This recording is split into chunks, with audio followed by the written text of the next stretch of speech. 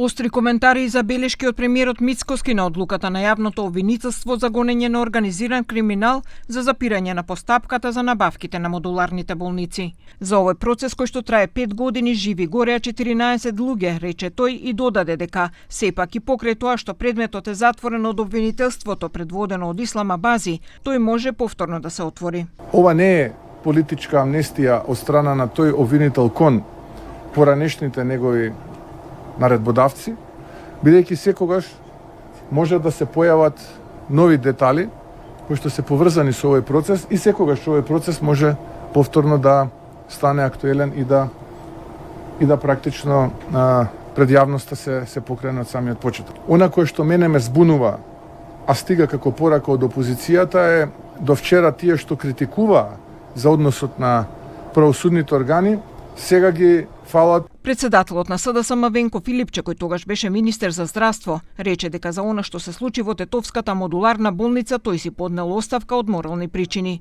Одлуката е донесена исправно, вели тој, и затоа ВМРО-ДПМН треба да им се извини на семејствата. Во однос на обвинувањата од опозицијската ВМРО-ДПМН дека обвинителот Бази го заштитил со неговата одлука, но и најавата дека е можно процесот повторно да биде отворен, Филипче вели не е изненаден.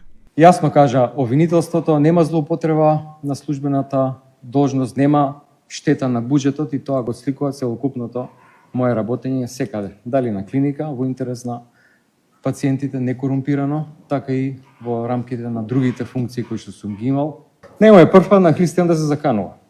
Тоа му е во неговиот трг на однесување и го разбирам затоа што кога човек нема резултати од тоа што го прави, кој е целосно неспособен да ги менаџира проблемите во државата, се што му останува е да се заканува со судови, со обвинителство и така натаму.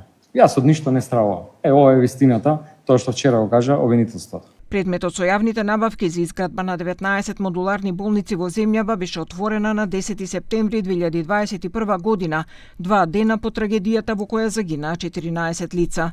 Случајот првично го водеше поранешната обвинителка Вилма Рускоска, потоа Елизабета Јосифовска, додека во завршна фаза предметната обвинителка Верица Бержецка Крстева.